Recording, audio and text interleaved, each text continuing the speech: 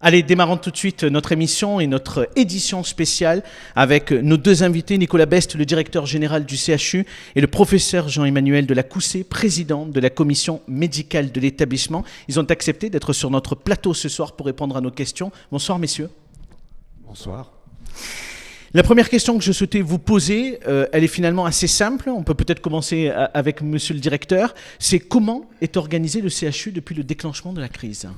Alors, nous avons effectivement un mois de recul maintenant puisque nous avons déclenché le plan blanc lié à un épisode de pandémie virale et non pas à un afflux de victimes pour un incident à un moment T. Oui. Donc, nous l'avons déclenché il y a un mois. Ce plan emporte plusieurs conséquences. La mobilisation des professionnels de santé réaffectés sur les secteurs stratégiques des prises en charge de cette pandémie, d'une part. Et d'autre part, la mise en place de structures renforcées pour assumer une prise en charge d'afflux de patients liés au coronavirus.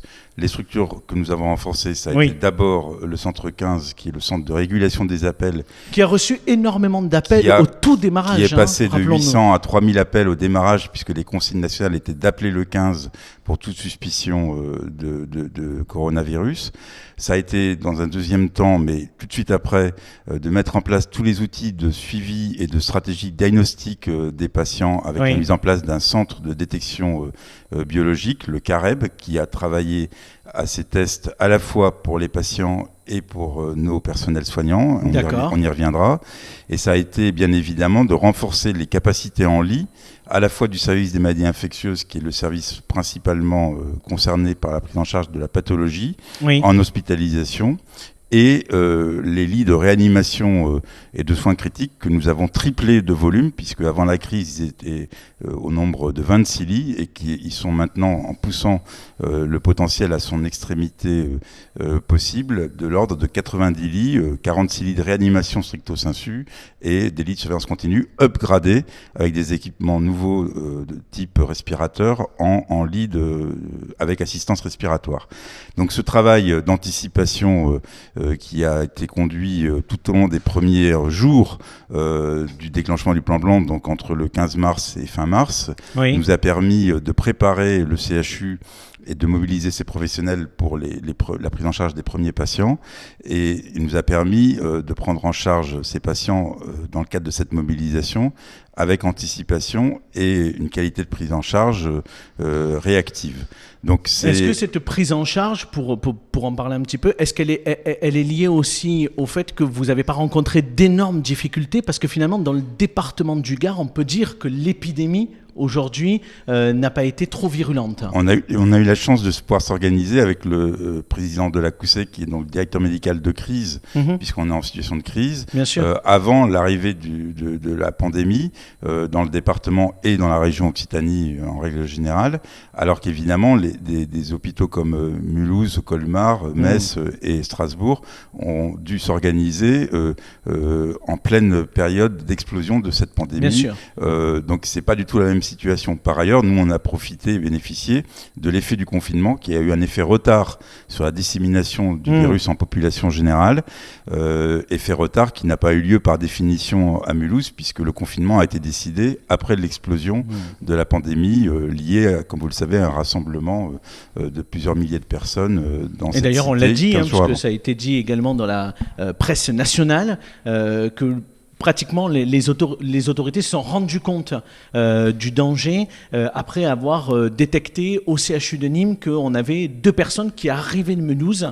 Et c'est l'ARS Occitanie qui a effectivement transmis cette information au niveau national, qui a permis de comprendre qu'il y avait une situation à risque pour l'ensemble du pays. Et qui s'est disséminée en Corse, en Bretagne Sud et dans d'autres régions, sans parler évidemment de l'Est de la France qui était le premier impacté dans cette zone. Si on essaye d'être concret, peut-être professeur, avec vous sur la situation aujourd'hui au CHU de Nîmes. Où c'est que nous en sommes ? Alors, pour compléter ce qu'on vient de dire, je vous en prie. D'abord, c'est bien, maintenant on est sur une phase en plateau. D'accord. C'est quoi une phase en plateau pour que nos lecteurs comprennent ? C'est-à-dire que ça ne monte pas, mais ça ne descend pas non plus. D'accord. C'est-à-dire qu'on a toujours une arrivée. D'abord, il y a des malades qui sortent parce qu'ils sont guéris. D'accord. Il y a toujours des malades qui arrivent Covid positifs, qui sont testés ou qui ont tous les signes d'être Covid positifs. Donc ce n'est pas fini et le confinement a encore du travail à faire. Donc ça, c'est le premier point. Le deuxième point, et ça c'est important, c'est que on a craint avec le Grand Est, parce qu'on avait bien entendu l'information des gens de Mulhouse, de Metz, etc., de l'État. Et nous, ce que l'on craignait, bien sûr, c'était que nous arrive la même chose qu'eux, c'est-à-dire le tsunami, la vague, et c'est pourquoi on s'est vraiment préparé. Et en plus, on a un avantage au CHU de Nîmes, c'est qu'on a une culture de la crise. On a retrouvé des diapositives de 2006, où on avait déjà simulé une épidémie importante. Et à l'époque, c'était avec la grippe aviaire, je vous rappelle, la grippe aviaire, et on s'était déjà entraîné, habillé, avec les réanimations, le service des maladies infectieuses. Et tout ce qu'on a mis en place là répond à l'écriture du plan blanc que l'on a écrit depuis des années, que l'on a retravaillé. On peut dire presque que le CHU Nîmes a été précurseur. Précurseurs, on n'est pas les seuls, je pense, mais en tout cas, on a fait en sorte d'être préparés, et nous avons eu la chance de ne pas avoir cette vague. Et comme l'a dit notre directeur général, il y a eu le filtre du 15, qui était extrêmement important, puisqu'il y a eu jusqu'à 3000 appels. 2, on a réglé, on a mis, je pense que tout le monde a vu les tentes que l'on a mis, qu'on n'a pas eu, et dont on n'a pas eu à se servir, qui a permis de faire un tri à l'entrée des urgences pour, d'une part, mettre les gens Covid+, d'abord les graves, pas graves, et ceux qui étaient suspects de Covid+, dans un secteur, un circuit particulier, pour que les autres malades qui n'étaient pas suspects puissent bénéficier toujours de l'action des urgences. Et ça, c'est quelque chose d'extrêmement important. Vous avez également, je crois, au début, isolé des services également. C'est-à-dire que vous aviez prévu, effectivement, d'avoir des services qui étaient, j'ai envie de dire, complètement isolés pour qu'il y ait une trajectoire qui soit suivie par des malades Covid+. Absolument. Par exemple, le bloc opératoire, il y a un circuit Covid+, et un circuit Covid négatif. Toute la médecine interventionnelle, c'est pareil. Le service de maladies infectieuses, qui s'est agrandi progressivement, qui est dans un pavillon, et le secteur de haute densité virale. On en a d'autres, par exemple, la gynécologie obstétrique, pour qu'une femme qui accouche, qui est Covid positive, puisse accoucher dans les bonnes conditions, dans un circuit particulier. Je pense au bloc, je pense à la cardiologie, notamment la cardiologie interventionnelle, quand on fait un infarctus, eh bien, que l'on soit Covid+, ou Covid-, eh bien, on va bénéficier d'un circuit particulier, spécial, pour l'un et pour l'autre, pour qu'ils ne contactent pas. Et j'en profite pour dire quelque chose. Et comme l'a dit notre président, attention, c'est que les gens ont peur d'aller à l'hôpital, peur d'attraper le Covid. Mais ce n'est pas à l'hôpital où ils vont l'attraper, parce qu'il y a des circuits particuliers.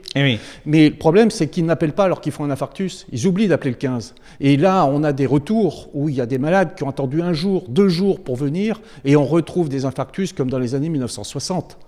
Et ça, ce n'est pas normal en 2020. Il faut absolument le dire, et que notre population, que nos citoyens du Gard, que nos Gardois, n'oublient pas que quand ils ont... Le Covid n'a pas enlevé toutes les grosses urgences. Et donc, il n'y a pas de raison. Et donc, il faut continuer. On peut, et il ne faut pas avoir peur d'aller à l'hôpital, parce qu'on a organisé les choses pour que les malades qui ne sont pas Covid aient un circuit particulier, quel que soit leur état. Mais c'est important de le rappeler, vous faites bien de le dire. D'ailleurs, on avait le commandant des pompiers qui était avec nous hier et qui rappelait effectivement qu'il y avait une vraie difficulté aujourd'hui, que les urgences avaient beaucoup moins de monde et que aussi intervenaient beaucoup moins parce que les gens ont peur de se rendre à l'hôpital. Mais il faut rappeler bien évidemment que dans des cas extrêmes, et même pas forcément qu'extrêmes, il faut absolument effectivement se rendre aux urgences. Un mot également... Appelez le 15 surtout. Se rendre aux urgences tout de suite comme ça, non, appeler le 15. Appeler le 15 faire déjà un premier tri. Pour effectivement qu'il y ait une organisation qui soit mise en place. Une des questions qui est beaucoup revenue, on a eu l'occasion d'en parler à travers des articles aussi, c'est sur les professionnels de santé du CHU. Aujourd'hui, comment ça se passe? Peut-être, monsieur le directeur, vous pouvez nous en parler. Est-ce qu'il y a effectivement beaucoup de personnel soignant à l'hôpital qui sont malades ou pas? Est-ce qu'on peut là aussi peut-être, encore une fois, évacuer ce fantasme qui a existé ces derniers jours? On a effectivement... parmi nos professionnels, qui sont quand même au nombre de 7000, il faut le rappeler, 7000 professionnels forment la communauté hospitalière du CHU. eu le diagnostic positif d'une centaine de personnels soignants, administratifs et médicaux. D'accord. Donc toutes catégories confondues, qui ne sont pas forcément dans les services qui ont pris en charge des patients Covid+. Donc on voit bien que la contraction du virus n'est pas liée forcément à l'exercice professionnel, mais être en milieu de population générale également, et que par ailleurs, la transmission et le risque de transmission au sein de l'hôpital est lié aussi au fonctionnement en équipe en cas de non-respect des barrières et non pas sur la prise en charge des patients eux-mêmes. Il faut effectivement rappeler que ces 100 cas diagnostiqués, heureusement, n'ont pas fait l'objet de prise en charge lourde et grave, sauf pour un de nos collaborateurs, et que par ailleurs, cela représente un taux d'incidence du virus de 2% parmi nos professionnels, là où en population générale, le taux d'incidence est de 10%. Donc il n'y a pas une surexposition au risque, parce que, et là c'est un vrai fantasme, il n'y a pas eu de pénurie dans la délivrance des matériels de protection, qu'il s'agisse des masques chirurgicaux, des masques FFP2 ou des surblouses.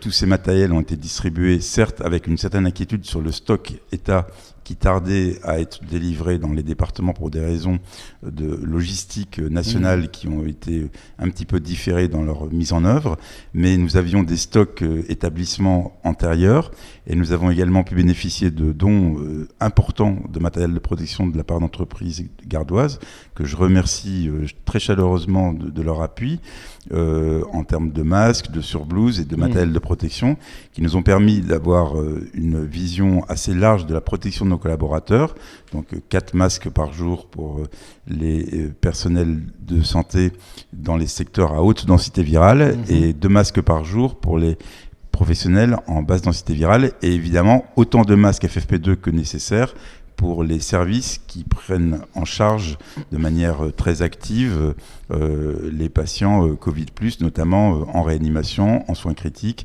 et au service de maladies infectieuses. Et chaque fois qu'ils ont été dépistés, ils ont été mis en quatorzaine. Est-ce que certains ont repris leur activité depuis... Plus de la moitié de nos 100 collaborateurs a repris l'activité. D'accord.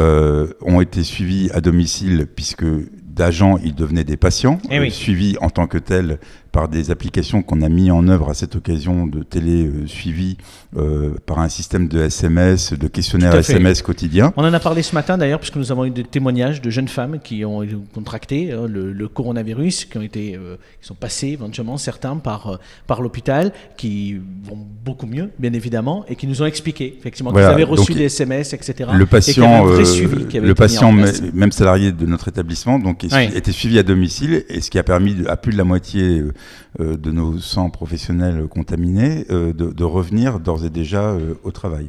Donc ça me donne l'occasion effectivement de saluer l'extrême implication de tous nos professionnels de santé, qu'on remercie encore, et au-delà de l'implication, l'extrême compétence dans toutes les prises en charge, qui encore une fois ont fait l'objet d'une grosse mobilisation, puisque tous les services qu'on a renforcés en nombre de lits, réanimation, soins critiques, services des maladies infectieuses, ont fait l'objet de plus de 300 redéploiements d'infirmières venues d'autres services, d'infirmières en formation à l'IFSI, l'Institut de formation infirmier, pareil pour les aides-soignants.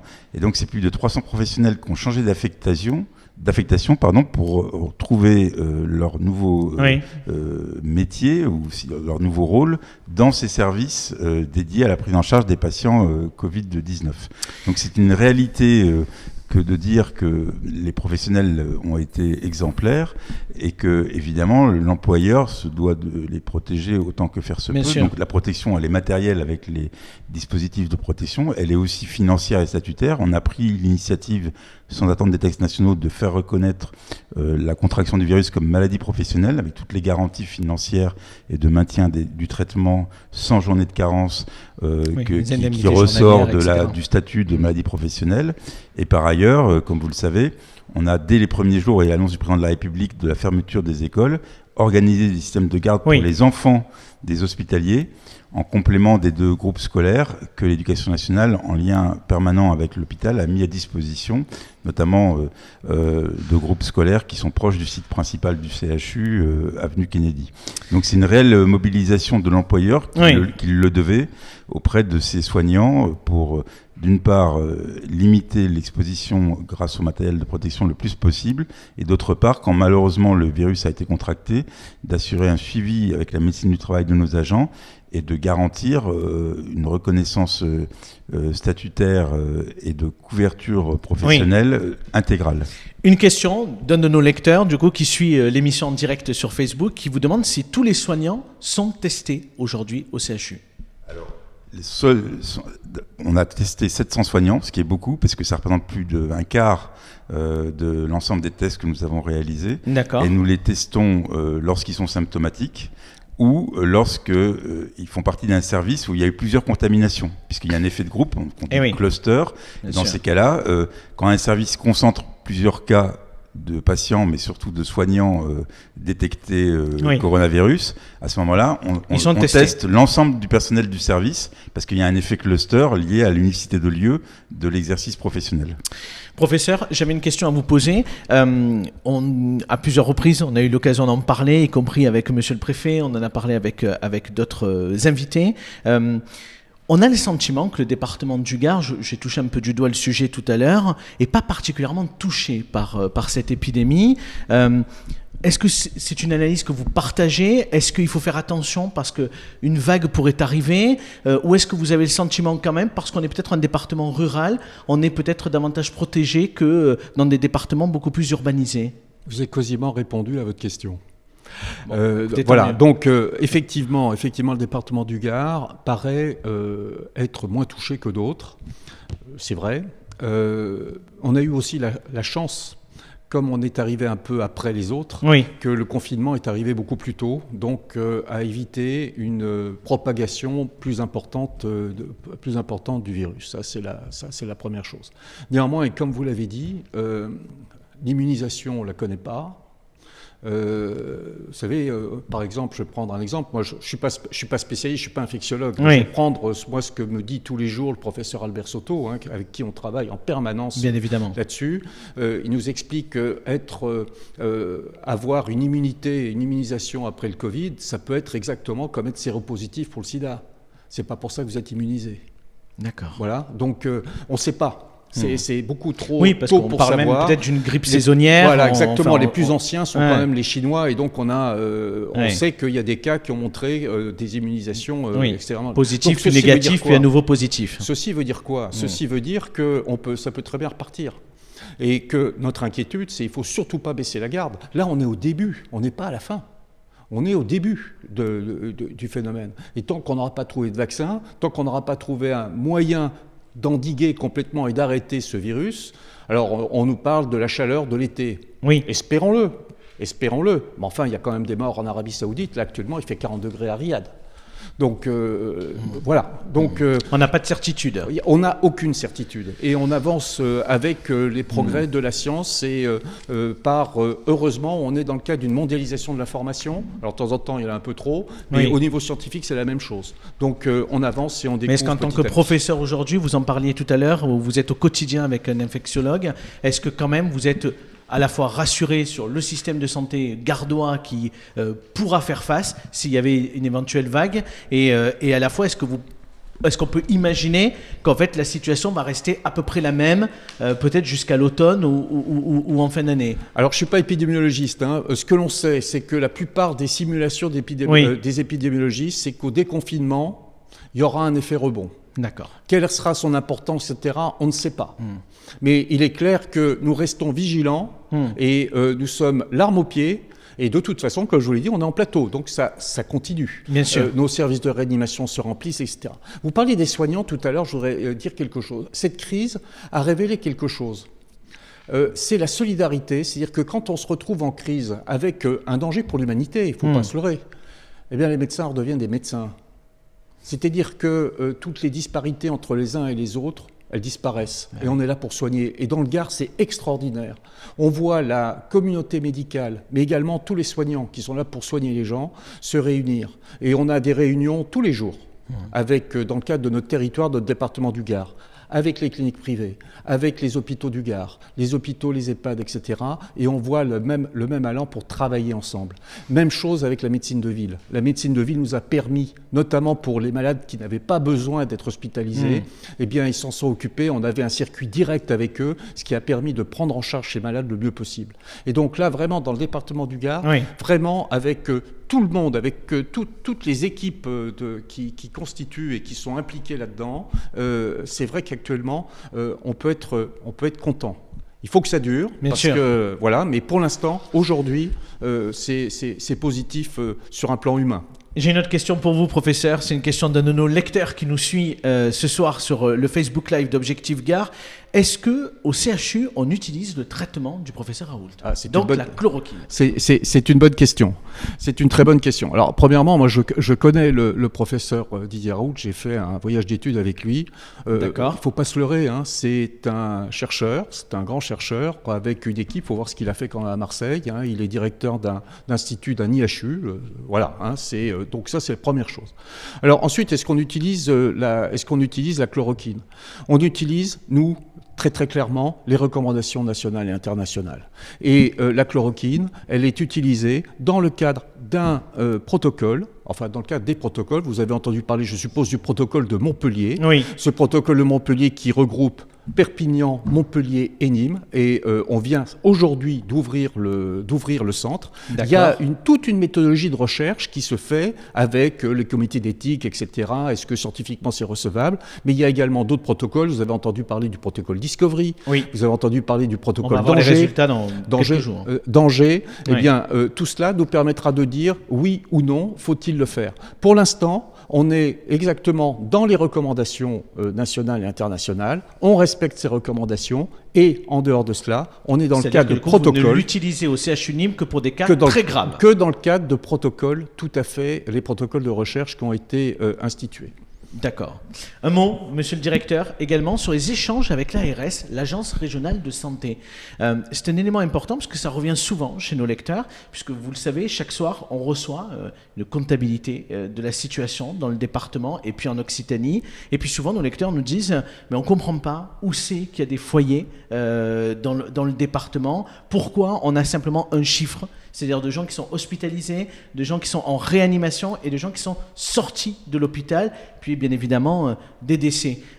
Vous, quels sont vos échanges que vous avez aujourd'hui avec l'ARS ? Comment tout ça se déroule pour que les informations remontent ? Dès le départ, l'ARS est dans un rôle de régulation régionale et des systèmes de remontée d'informations à la fois nationales et régionaux ont été mis en œuvre avec un système de déclaration quotidien, 2 fois par jour, des décès s'il y a lieu, des patients confirmés Covid+, des patients admis en réanimation et des autres modalités de prise en charge qui posent des éléments de criticité à faire remonter. Ces systèmes de renvoi d'informations se sont vus ajouter des réunions multiples à l'initiative de l'ARS sur différents sujets disciplinaires, Covid et psychiatrie, Covid et soins de suite, dispositifs de prise en charge pour des populations à risque.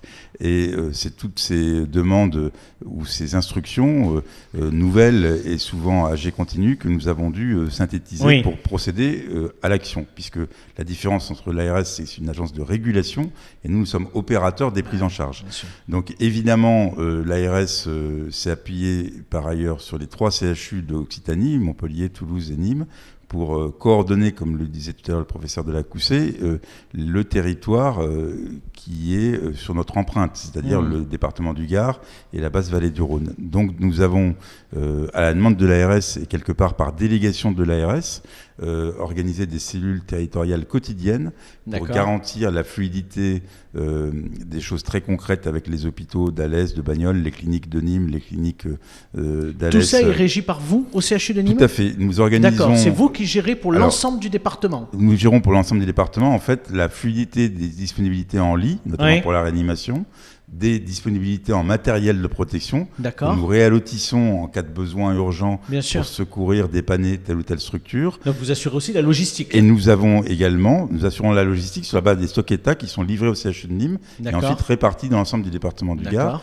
Et nous avons également, dans ce rôle très important des cellules territoriales que j'anime avec le professeur Delacoussé, donc garanti chaque jour les lits disponibles en réanimation où ils se situaient pour notamment organiser, dès qu'on l'a su, les transferts de patients du Grand Est et auparavant de Montélimar dans de bonnes conditions en positionnant ces patients dans les structures où des lits de réanimation étaient disponibles. Tous ces aspects se sont venus compléter avec des ressources de conseil dispensées par le CHU.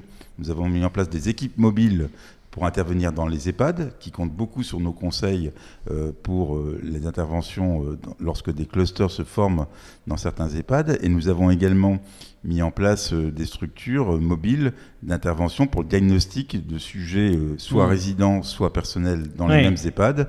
Et les hôpitaux de Bagnoles et Alès, un peu en miroir, sur leur territoire d'implantation, on définit les mêmes modalités d'action.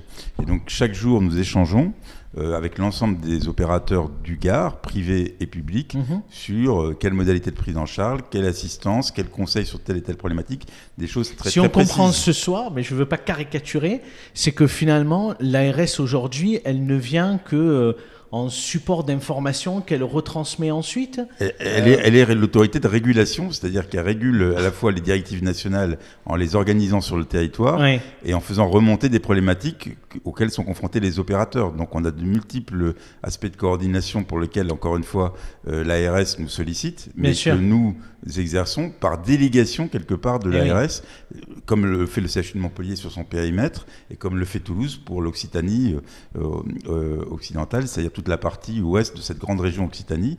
Et donc les trois CHU, à la demande de l'ARS, ont organisé ces coordinations avec les hôpitaux généraux et les cliniques qui, dans le Gard, ont été au rendez-vous, comme le rappelait le professeur Delacoussé, puisque, encore une fois, ces échanges sont quotidiens, ils ont été très fluides, on a pu récupérer des respirateurs qui nous faisaient défaut, encore une fois, garantir sur des filières très critiques comme les soins de réanimation, une mutualisation des lits là où ils étaient disponibles à un moment T, ce qui n'était pas gagné d'avance, puisque, encore une fois, cet exercice de coordination territoriale quotidien est une première, en tout cas, depuis quelques années. Il y a eu beaucoup de premières depuis, depuis cette épidémie de coronavirus, effectivement. Une question à vous, directeur général, d'un de nos lecteurs. Le gouvernement en a parlé il y a quelques heures, et du coup, il y a un de nos lecteurs qui pose la question, comment va être versée la prime pour les soignants et quand ? Est-ce que vous avez déjà des éléments là-dessus ou pas du tout ? C'est peut-être pas encore arrivé. C'est pas arrivé. Parce que le gouvernement a annoncé des primes pour les soignants. Donc nous avons une politique d'intéressement local qui est liée au texte qui d'ailleurs viennent de sortir, mais qui sont anté-crise. Un décret du mois de mars que j'attendais beaucoup dispose d'une opportunité et d'une possibilité pour chaque direction d'établissement, après concertation en directoire et en CME, d'avoir une politique d'intéressement local par établissement, quand la situation financière le permet. Et on l'a déjà mise en œuvre sur ma proposition à de multiples reprises depuis un an sur les résultats budgétaires excédentaires, etc. Donc là, ce que j'ai proposé, c'est d'attendre que les textes statutaires sortent sur cette prime et de la compléter, et dans son montant et dans la catégorie des professionnels concernés, puisqu'on a été confronté depuis un an à de nombreux textes qui accordaient une prime à certaines catégories et pas à d'autres qui étaient pourtant contigus dans les prises en charge. Et après, un texte intervenait pour accorder finalement ces dispositifs à d'autres catégories.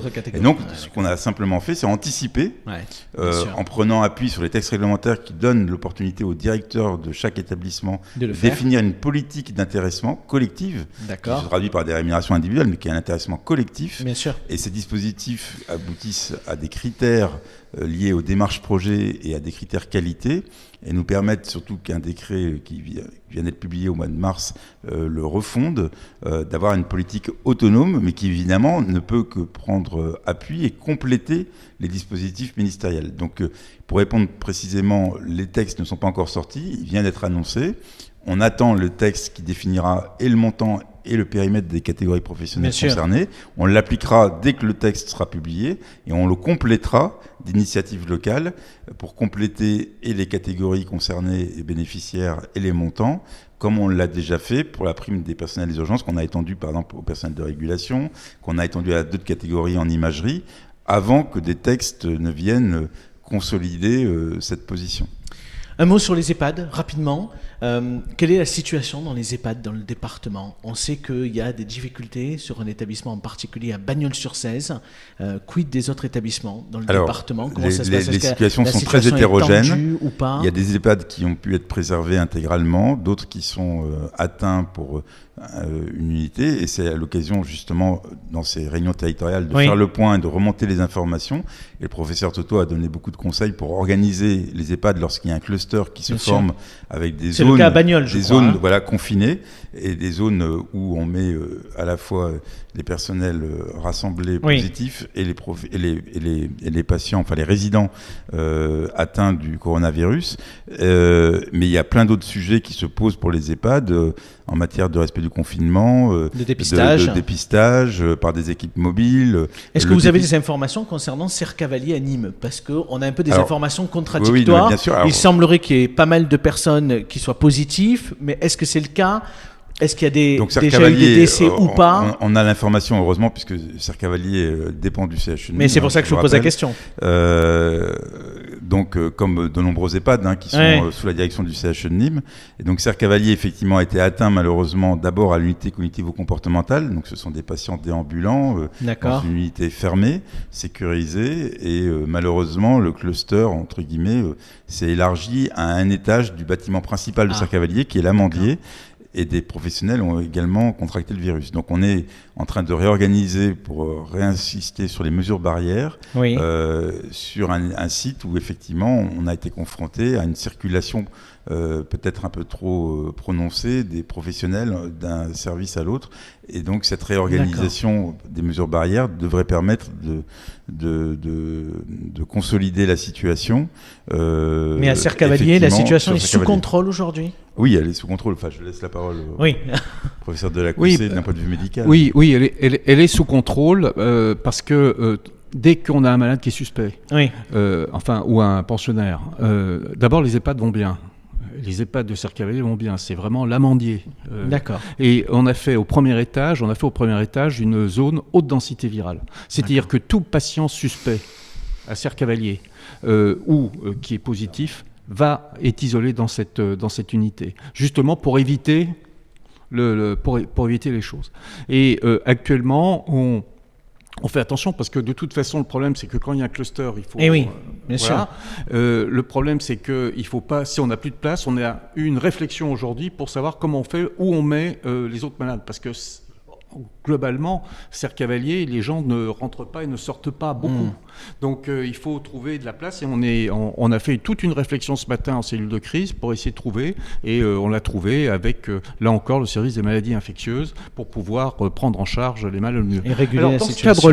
Dans ce cadre-là, puisque nous parlons des EHPAD, nous avons mis aussi en place une astreinte gériatrique pour tous les territoires, astreinte gériatrique avec un numéro. Bon, normalement c'est le 15, mais il y a aussi un autre numéro et on passe à l'astreinte gériatrique qui fonctionne 24 heures sur 24. Et pour vous montrer là aussi, il n'y a pas que les gériatres du CHU qui interviennent, mais il y a également des gériatres de cliniques du coin et également des autres hôpitaux du département pour intervenir et pour assurer cette astreinte. Une toute dernière question pour vous, professeur. Là aussi, c'est une interrogation de nos lecteurs, même nous, on se l'est posé. Pourquoi il y a eu un foyer beaucoup plus important dans l'Hérault et pourquoi pas dans le Gard ? Est-ce que là, on a une explication aussi ? Est-ce que c'est toujours le phénomène d'urbanisation ou il y a autre chose qui peut l'expliquer ? Pourquoi l'Hérault a été davantage touché ? C'est une bonne question. C'est vrai que je me la suis pas posée. Il y a eu, d'abord, oui, c'est vrai qu'il y a déjà à l'Hérault, il y a 1 million d'habitants. Nous, on est à 750 000. Quand même, la différence, c'est pas très très grande. Ben oui. Ensuite, est-ce que le confinement a eu lieu de la même manière ? J'en sais rien. Ensuite, il y a peut-être des clusters et peut-être des voyages qu'il y a eu. N'oublions pas qu'il y a eu un gros cluster à Perpignan. Oui. Et qu'il y a peut-être eu des allers-retours et qui ont pu permettre cela. Ensuite, il est vrai que je ne sais pas comment ça s'est passé dans l'Hérault. On a des informations avec le CHU de Montpellier, bien entendu, on se voit, on se parle tous les 2 jours, donc il y a pas de souci. Mais visiblement, il y a eu honnêtement, je n'en sais rien, parce que je n'ai pas étudié les choses et parce que je n'en suis pas spécialiste. Puisque j'ai la parole, je voudrais en profiter. Je vous en prie. Je voudrais en profiter sur 2 choses. C'est un message. Premièrement, d'abord, merci à ceux qui nous applaudissent à 20h. Ça fait du bien parce que de temps en temps, on a un peu du vague à l'âme, même si on n'a pas été atteint comme les autres. Le deuxième point, c'est merci aussi à ceux qui pensent à nous, qui apportent des choses, ceux qui nous ont donné des masques, ceux qui nous ont donné des combinaisons. C'est extrêmement important et ça nous permet de soigner au mieux. Et puis, je voudrais, ce sera mon message, qui est très important. Rester confiné. Je reprends la phrase d'une dame qui a été interrogée un jour à la télévision et elle a répondu « Oh, vous savez, je préfère être confiné chez moi qu'à l'hôpital. » Je crois que c'est pour moi un mot important. Restons confinés. Merci beaucoup, professeur. Monsieur le directeur, une dernière question aussi sur l'organisation du CHU après la crise. Comment va se dérouler la reprise d'activité pour les patients, notamment non-Covid? On sait que les opérations qui étaient, on va dire, non urgentes ont été suspendues. À quel moment on peut imaginer que tout cela va reprendre? Alors, il y a 2 étapes. Il y a d'abord un travail de consolidation pour éviter les pertes de chance qu'on évoquait tout à l'heure, de toutes les pathologies qui ont été différées mais qui ne doivent plus être différées, donc des actes interventionnels, des maladies chroniques, des suspicions de pathologies lourdes mais non détectées et par défaut de fréquentation à temps du centre hospitalier universitaire. Donc, la première étape, c'est de dresser la liste de toutes ces pathologies et de reprendre par des systèmes de téléconsultation ou même de consultation tout court dans un site qui est encore une fois sécurisé avec des circuits à haute et à basse densité virale, de reprendre l'ensemble des prises en charge concernant ces pathologies. Ça, c'est l'urgence du mois de mai et les pôles concernés, les pôles médicaux concernés, ils travaillent déjà. Ensuite, on a une étape plus moyen terme qui est non pas de revenir à la situation ex-ante du CHU avant la pandémie, c'est-à-dire une organisation qui était tout à fait valide et robuste, mais qui mérite d'être consolidée, mais d'imaginer l'hôpital de demain. Donc l'hôpital de demain devra faire face à de nouvelles pandémies récurrentes, que ce soit celle-ci ou une autre, et donc on devra consolider des secteurs à haute densité virale, certes avec des capacités et des surfaces moins importantes qu'aujourd'hui, mais qui resteront extensibles à tout moment en cas de crise, sans déstructurer pour autant le fonctionnement de l'ensemble des autres services et des autres pathologies qui doivent pouvoir être prises en charge simultanément. C'est la notion d'infrastructures qui doivent être plus flexibles qu'aujourd'hui. Donc il y a plein de solutions techniques. Il y a des hôpitaux modulaires. On peut augmenter les capacités en réanimation, non pas en fermant d'autres services, mais en adjoignant les capacités physiques et immobilières de l'hôpital de structures modulaires complémentaires qu'on dresse en quelques jours. Et évidemment qu'il faut armer en personnel, et c'est là la difficulté, puisque les personnels, si on les redéploie des autres activités, ça veut dire que celles-ci ferment. Et c'est ce qu'on a fait pour cette crise. Donc l'hôpital de demain devra consolider et conserver des zones à haute densité virale préservées dans des circuits destins, mais devra se réinventer plus de flexibilité et d'expansion immobilière, mais temporaire et non pas définitive, sur des structures modulaires pour les prises en charge stratégiques que sont les pathologies infectieuses via le service de maladies infectieuses et les soins critiques, qui est le point d'extrême névralgique de fonctionnement de l'hôpital, puisque le fonctionnement de l'hôpital de demain, indépendamment des pandémies, s'appuie sur 2 extrémités du spectre: le développement des activités ambulatoires en chirurgie comme en médecine, et à l'autre extrémité, le renforcement des moyens en soins critiques qui nécessitent une surveillance médicale continue et accrue, réanimation, soins intensifs, surveillance continue par des pathologies lourdes. Et c'est ces 2 extrémités du spectre qu'il faut être capable de conforter et consolider en permanence. Mais est-ce qu'on peut dire, parce que tout en sécurisant encore une fois les circuits avec des systèmes de haute densité et basse densité gravés dans le marbre et non plus structurés pour un moment T. Pour les gens qui nous regardent, qui avaient une programmation d'une opération non urgente que l'on a suspendue, est-ce qu'aujourd'hui on a une capacité de leur dire que leur opération qui avait été déprogrammée va pouvoir être à nouveau programmée cet été, à l'automne, pas avant l'année prochaine. Enfin, donc bien évidemment, on a une c'est en fonction de temporalité. l'urgence, je comprends bien. Tout à fait. Mais à la fois, donc, est-ce donc qu'on la a quand même réponse, déjà un spectre? Alors, la réponse pour la partie, encore une fois, pathologie avec perte de chance est quasi immédiate puisque c'est le mois de mai. Oui. La temporalité de la reprise de l'activité avec, encore une fois, de nouvelles organisations. J'ai bien compris, c'est ce que vous expliquiez. Sur l'ensemble des activités qu'assurait le CHU avant la crise, et d'une temporalité qui est forcément post-déconfinement, c'est-à-dire après le 11 mai, et qui se situe pour nous, mais de manière graduelle, à partir du mois de juin. D'accord. Donc ensuite, à partir du mois de juin, vous avez évidemment le trou d'activité du mois d'août, et puis vous avez la reprise en septembre. Donc on va travailler, et c'est déjà lancé, puisqu'il faut qu'on anticipe ces organisations avec les équipes médicales sur ces nouvelles organisations, encore une fois par gradation, bien sûr. Dès la fin du mois d'avril, et on n'est pas en retard, mais on n'est pas en avance non plus, pour pouvoir étager ces organisations, bien sûr. Pour répondre à votre question en termes de temporalité, de juin à septembre, avec évidemment la période. Parce qu'il faut comprendre aussi que vous avez du personnel soignant qui est aussi fatigué, parce qu'elle vient aussi de vivre des étapes là avec cette épidémie et qui a été extrêmement mobilisée. Donc, tout à fait. Rappeler aussi mais du personnel soignant, encore une fois, qui a été pour certains mobilisés sur d'autres activités que leur activité première. Donc il y a aussi ce mouvement aller-retour, si j'ose dire, de réaffecter par exemple les infirmières anesthésistes, les infirmières de bloc dans leur lieu d'exercice naturel qui est le bloc opératoire, et donc de retrouver d'autres ressources infirmières pour armer les lits de réanimation et de soins continus qu'on continuera à exploiter. Puisqu'encore une fois, la situation de demain, ce n'est pas revenir à la situation du 1er février. C'est capitaliser sur ces lits de réanimation supplémentaires qu'on a créés et les garder comme tels.